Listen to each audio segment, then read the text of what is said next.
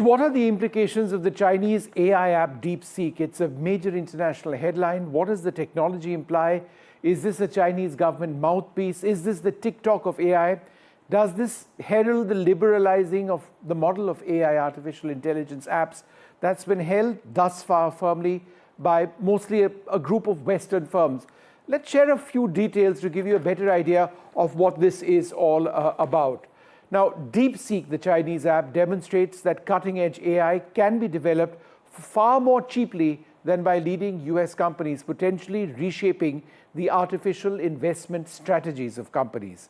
By open sourcing its models, DeepSeek encourages global innovation and challenges the proprietary AI market. DeepSeek R1 has achieved notable success in benchmarks, sometimes outperforming models from tech giants in areas such as coding and mathematics. DeepSeek's success highlights the limitations of US export controls on semiconductors, intensifying tech rivalry with their near peer, China. DeepSeek's innovative approaches allow for high-performance artificial intelligence applications with fewer computational resources. The emergence of DeepSeek has led to market reactions, including stock price drops, huge ones for companies like NVIDIA, which makes chips, indicating a potential shift in the AI industry. Well, that's what this is all about. Joining us now, Jibu Elias, a fellow of the Mozilla Foundation. We're also joined by Dr. Subi Chaturvedi, tech and policy expert and global senior vice president and chief public policy officer of the Inmobi Group. Let me go across to you first, Jibu Elias. Now, we've taken a look at what the interface is. It's like the others. You ask questions, you get answers. I have a lot of problems with the fact that it refuses to answer a lot of the questions which I ask. And I discussed that with Subi yesterday. But what is it that this can potentially do beyond just answer questions? Is this the beginning of a phase where the Chinese and this app may actually start generating images, start generating music, animation? What's the road ahead?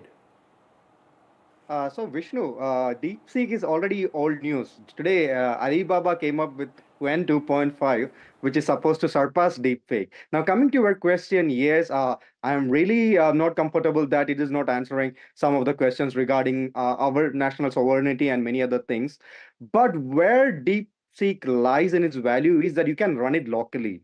I can run it locally on my laptop, maybe a lighter model, or if you have more computing power, I can run it locally. I can use my own data sets to fine tune it and use in local applications, whether it's for farming advisory or any other thing. So that's where the magic lies. I don't need now to go to OpenAI and pay $200 to get the O1 version of ChatGPT, or I don't need to pay even for the API access. I don't need to pay an exorbitant money there. So this pretty much opened up the field. Anyone who wants to get into the game can do that. I can run it locally on my laptop.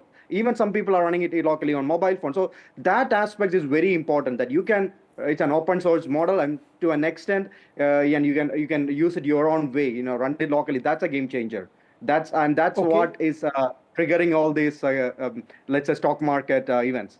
So, Dr. Subi Chaturvedi, this also implies that the chips over which a company like NVIDIA have done tremendously well, it's become one of the largest companies in the world. They have run into problems because this Chinese company has developed a very capable app, right? An AI app based not necessarily on the state-of-the-art chips which are restricted for export. They've done it with what they have. The implications are you don't need to necessarily go that high end to get these results. Is that right? Vishnu, that's absolutely correct. What the investment angel / tech evangelist has also done is, before the export controls kicked in, he has stockpiled about 50,000 chips. They're not necessarily the foremost and most advanced chips, but he has the capabilities. So that's what their paper is referring to, is that, as Jiju said, it's a more innovative model. It's allowing you to work on your own data servers, which then bypasses the restrictions on censorship that we discussed. And second, they're also saying that the other aspect of it is vast vast volumes of data, which is what the expensive part is. And that is where OpenAI and the other foundational models have run into copyright and other ethical issues. So that is why we are calling it the critical tipping point, that if they can do it, it just opens up the world for all the other countries, including ours. And today is a very special day because the Minister of IT has announced India is going to develop its own sovereign model, and they're also procuring about 18,000 GPUs. So that's big news, and I think that's a huge milestone in our own journey. And there are no export restrictions on us, right? That's absolutely correct. So therefore, what are the implications? As a matter of fact, we're better off. We're better off. So therefore, Jibu, what potentially could an Indian AI app be? I mean, could it be as good as Grok? Could it be as good as DeepSeek? Would it have answers which sort of cater to an Indian audience or an Indian clientele? So one more thing I want to add, Vishnu, is the numbers they are saying is not believable. As we discussed before, they are saying it is $6 million, which is not true. And there's a lot of rumors saying that they might have procured the advanced models which were H100, which were banned through Singapore. So we don't know the real cost of building DeepSeek. Now, yes, many of the AI leaders in this country has been claiming for our own foundation models, because it will open a huge opportunity for our researchers, our startups, our entrepreneurs, as long as we can keep it open source and accessible. And it will also reduce our dependence on the US. I mean, if you remember, a few weeks back, Biden signed an executive order which put our GPU procurement in a critical condition, which I think Trump has taken back since he came to office. So this is a good way that we don't no longer have to depend on a country with varying political views compared to us. That will give us more opportunity to work with our own thing. And I think that will go very well with our the proposal for data sharing platforms, which I think the MeitY has been looking into as well. If both comes in hand, that will be a goldmine for Indian researchers and entrepreneurs. Subi, go ahead with your point, but before that, let me ask you a question. Sure. A lot of people who aren't as familiar with the tech or are just now starting to get used to AI, if they have a query, the phrase that we all use is, let's Google it. So we type something on the Google interface and we get an answer. So essentially, for a larger audience, in simple terms, what do these AI apps mean? Is this just another way of Googling it? Vishnu, a fantastic question. And I think that's the point that we were discussing yesterday. They have two options, and which means two tabs. There is a simple search query option where they're trying to, and even ChatGPT is trying to replace search and Google's dominance. How good or bad, we're going to decide later, because the difference here is there is some form of semi-synthetic intelligence where it will not just throw up search queries, it will also give you meaningful information. So without having to click on the link that you would normally see on Google or any other search bar, you're able to get intelligent information. And that has its own set of ramifications for even a platform like an NDTV. And that's where the entire debate on ethics lies. Who does the work? Who's the creative owner of the process? And therefore, what is the recognition that these apps are going to give to original content creators who've done all the legwork? The second button, which is the R1 button, and this is where the breakthrough has happened, that you will get creative writing processes, you are going to get advanced mathematical abilities. So the first tab to your left when you go to experiment this free to use platform, which is DeepSeek, is the R1 tab. And there you can actually write code and publish code. And these were some of the limitations that the other free models had. So without having to pay for a professional or a pro version, they're allowing you to do this for free. And that's the added advantage. So if you were wanting to do your homework, solve math problems, or if you were a small business, you could publish, create code, you could publish small games, you could look at problem, and you could look at large data sets, and you could customize that to an MSME or a small business need. Or as a programmer, it is saving you days of coding work. So for the most legwork, for the most mundane tasks, which normally required many, many hours of coding, this is that incremental advantage that you get by doing AI. However, the conditions that we talked about, they're very clear that they're going to collect all data. They're also collecting your keystrokes, and they're also going to own all IP as well as copyright over whatever is being created on the platform. So if we think that this is sensitive information, it is business critical information, that is not something that one would want to be processing over this platform.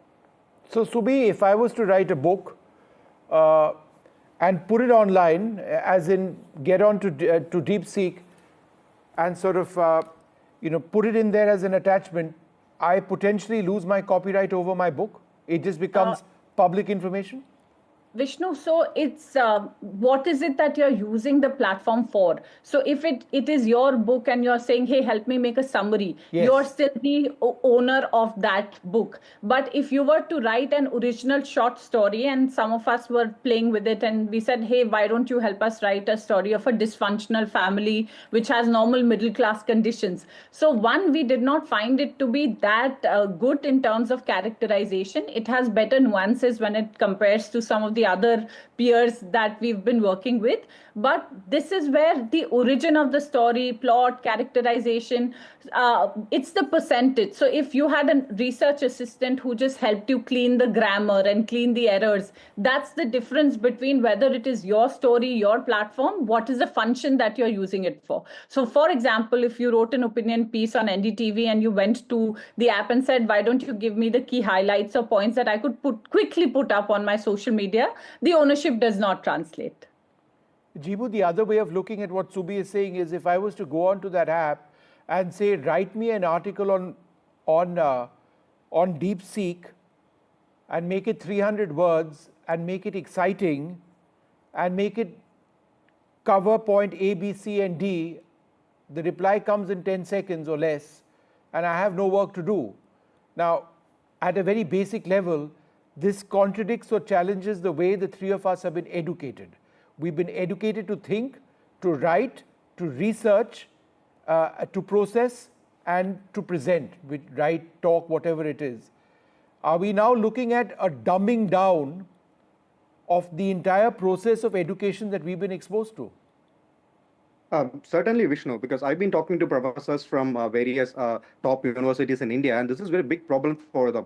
For example, in some of the IITs, the application proposals were really good, because it's written by all these models. But then when they do the presentation, there has been a huge gap between the quality of the information, the ideas presented, and the nuances. So, but then the university decided, let's go with presentation. Let's give more weightage to the presentation. But that opens a different question. Many of us are not good of a speaker like you or Subi here. But what about there are introvert students who has a stage fear, who are difficult in expressing their thoughts. So these have opened a whole new questions in academia. Secondly, the way we think and process, now it's being automated. Most of the part that we call ourselves, being human, is now being automated. And I think this has been changing the way we behave as well. For example, I have got very lazy writing emails. If you had to write a lot of emails, you want to make it sound professional, formal. I mean, you don't need to use these tools anymore. It's now built into the Apple email app. It will make it into the way you want. And I'm a person who was notorious for having typos in my emails. So now if you ask me to send a fresh email, I am taking a few seconds of thoughts. Okay, how do I start? So this is kind of what calculators might have done for our addition and arithmetic skills. This is coming for our language skills. And more importantly, rational thinking as well. Subi, 1 minute left. Go ahead.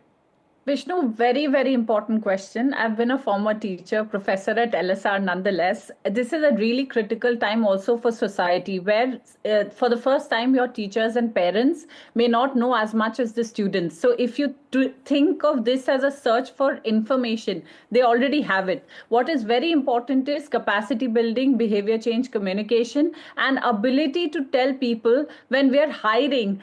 The jokes today on LinkedIn are that AI is processing applications applications. And this is a travesty for the humankind, because people are now reverse engineering from the advertisements that they're getting for the positions, that can you build in these keywords, because not a human person but an AI interface is going to be judging me. They ended up rejecting their own manager who was the lead for that same position. So Right. it is so important that you're teaching children that this is an aid, but you cannot look at it as a tool that will think for you, that Well, will that's what process you and I wish, Subi. Let's hope that that takes place. I'm only interrupting you because just a little while earlier on, I spoke to Rajiv Chandrasekhar, the BJP leader, and somebody who's been in tech and IT very, very closely. Let's take a look at what he's had to say about the entire DeepSeek model.